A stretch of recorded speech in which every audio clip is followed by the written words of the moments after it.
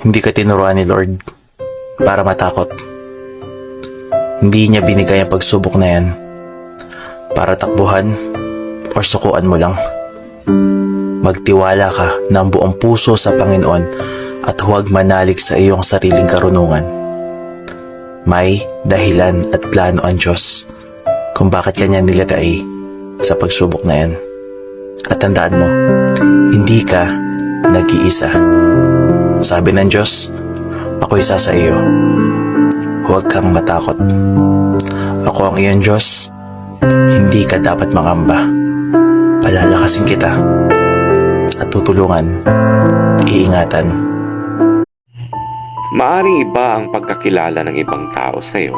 Siguro sa iba, masama ka, habang sa iba naman, napakabait mo. Maaring tingin ng iba, wala kang silbi, ngunit sa iba naman,